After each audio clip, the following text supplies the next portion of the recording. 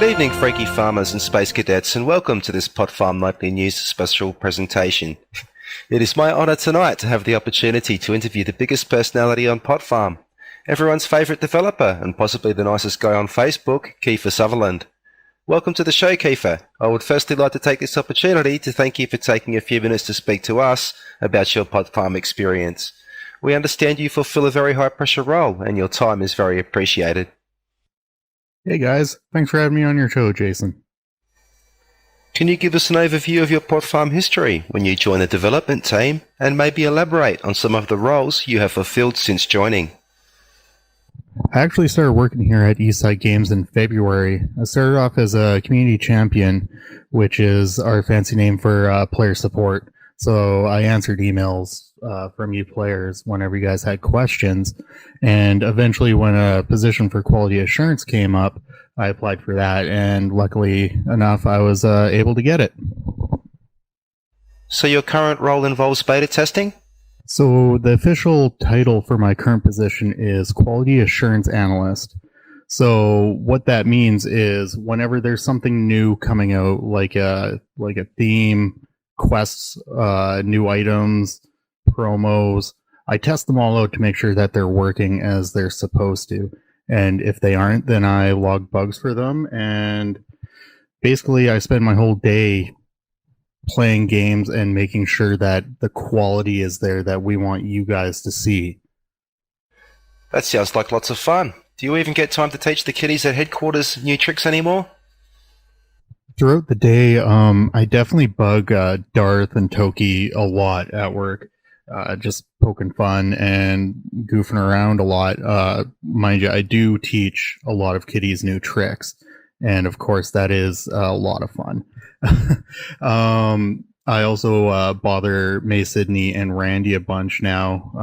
Watch some YouTube videos, play some games, bug the designers about when I'm going to get new content to launch. To also, I need a lot of time to test things to make sure that they are working properly. I'll probably, if a new quest is coming out, I'll run through it like 4 or 5 times to make sure that it is working properly.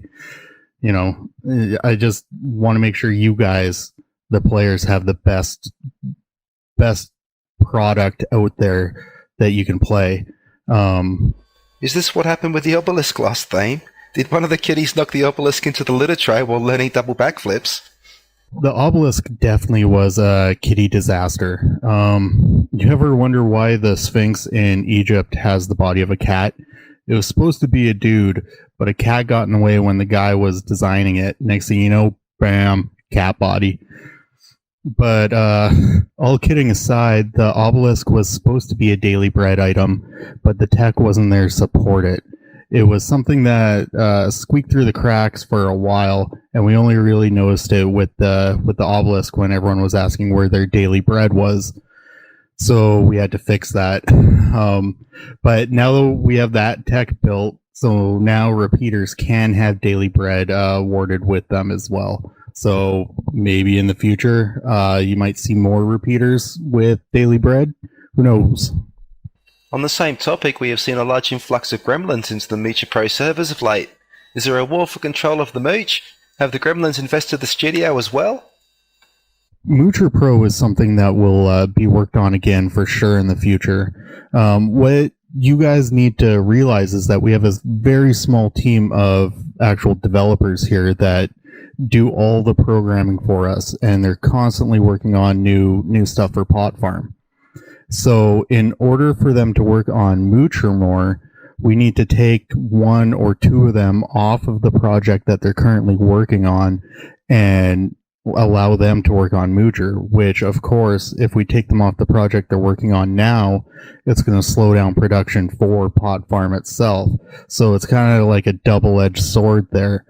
But don't you worry, it'll keep improving and they will work on it again. And hopefully in the near future, it will be working perfect. How about Facebook itself? We farmers are seeing a lot of guano captures. Are these gremlins hell-bent on virtual world domination? Oh man, the captchas. How did I know you were going to ask about those? those are definitely a Facebook gremlin that we have no idea how to stop, to be honest. We do not control captchas at all. We hate them just as much as you guys do. Pot Farm is a very social game, and we rely on you players and farmers out there sharing your seeds to your neighbors. Because without you sharing your seeds, players don't come back to our game to collect them. So we need that to keep our players engaged with Pot Farm. We do open support tickets with Facebook every time capture appears.